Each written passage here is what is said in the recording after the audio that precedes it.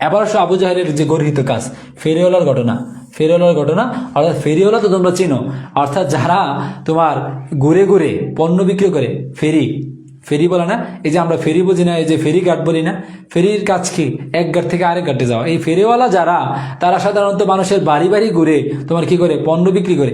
এই এক ফেরিওয়ালা সে কি করছে, তোমার আবু জাহেলের কাছে এক পণ্য বিক্রি করছে। তো আবু জাহেল তার টাকা সে দিবে বইলা সে আর দেয় নাই। তো সে ফেরিওয়ালা বেচারা একদম অসহায় মানুষ, খুব গরিব। ফেরিওয়ালা তো সাধারণত একটু তোমার গরিবই হয়। তো সে কি করলো, বললো এই কুরাইশ বংশের মধ্যে কি এমন কোনো ব্যক্তি নাই যে আমার এই টাকাটা উদ্ধার করে দিতে পারবো? আবু জাহেল ও আমার টাকাটা মাইরা দিল, সে আমার টাকাটা দিচ্ছে না, বিষয়টা বুঝছো?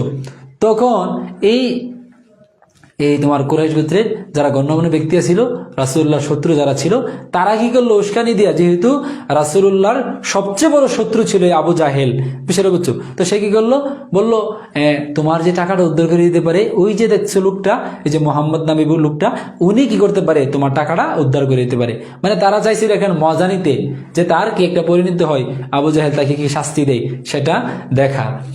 পরে তারা কি করলো, এই ঘটনা কি হয়, যখন এই ব্যক্তি গিয়ে রাসূলুল্লাহকে বলল যে ইয়া রাসূলুল্লাহ, এই আবু জাহেল নামে এক ব্যক্তি, আবুল হেকাম, তো ও আমার যেটা আমার পণ্য নিছে, কিন্তু সে আমার টাকাই দিতেছে না, আমার টাকাটা যদি আপনি উদ্ধার, ওরা এই যে নীতিশানের লোকেরা বলছে আপনি নাকি এই তার থেকে, এই দুষ্ট লোকের থেকে আমার টাকাটা উদ্ধার করে দিতে পারবেন।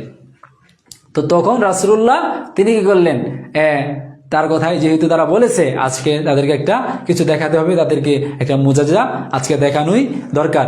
তখন এই ফেরিওয়ালাকে নিয়ে আবু জাহেলের ঘরের দরজায় গিয়া রাসূলুল্লাহ কি দিলেন, কড়া নাড়লেন। কড়া নাড়ার সাথে সাথে আবার এদিকে একজন গোয়েন্দা লাগাই দিছে তারা, যে তুমি একটু দেখো যে এই যে মুহাম্মদের সাথে আবু জাহেল এই যে ঘটনাটা আছে কি হয়। তো সে যখন গেল, যাওয়ার পরে রাসূলুল্লাহ শুধু দরজার মধ্যে কড়া নাড়লেন, নাড়ার সাথে সাথে যখন বলল যে আপনি ফেরোলা টাকাটা মারছেন, টাকাটা একটু দিয়ে দেন, ঠিক আছে? তো বলার সাথে সাথে আবু জাহেল এক সেকেন্ড বিন্দু পরিমাণ কোনো দেরি করে নাই, সাথে সাথে ঘরে গেছে, গিয়া ফেরোলার টাকাই না দিয়ে দিছে।